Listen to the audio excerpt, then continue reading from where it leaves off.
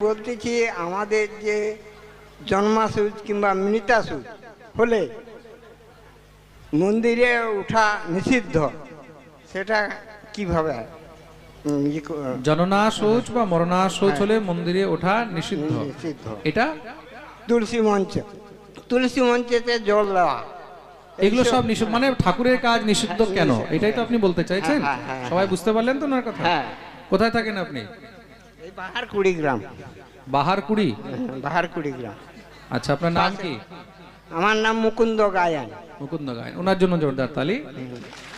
এটা একটা ভালো প্রশ্ন। দেখুন, যখন আমাদের জননা শৌচ হয়, মরণা শৌচ হয়, তো মরণা শৌচ বা জননা শৌচের মধ্যে সূতক যখন আমাদের স্পর্শ করে, সেই সূতিকার সময়, যে সময় সূতক স্পর্শ হয়, সেই সময় কোনো প্রকারে কোনো দেব পূজা, কোনো ইষ্ট পূজা ইত্যাদি করা নিষেধ। এটা অনেক শাস্ত্রের মধ্যেই বর্ণন রয়েছে। আলাদা আলাদা জাতি হিসাবে তাদের আলাদা আলাদা অশৌচ হয়। বুঝতে পেরেছেন? ব্রাহ্মণের অশৌচ আমি সেদিন পাঠের মধ্যে বলেছিলাম না? হ্যাঁ, ব্রাহ্মণের অশৌচ কতদিন বলেছিলাম?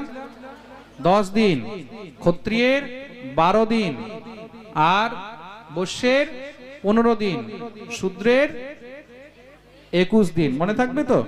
তা এই দিন অনুসারে তাকে অশৌচ বা শৌচ পালন করিতে হয়। এই সময় কোনো প্রকারের দেব পূজা বা ইষ্ট পূজা এই কারণে করা হয় না, কেন কি সেই সূতকের সময় তার দ্বারা কৃত কোনো প্রকারের ধর্ম কর্ম বা তার দ্বারা কৃত কোনো প্রকারের সেবা ইত্যাদি দেবতাগণ গ্রহণ করেন না। বুঝতে পারলেন? প্রেম সে বলো।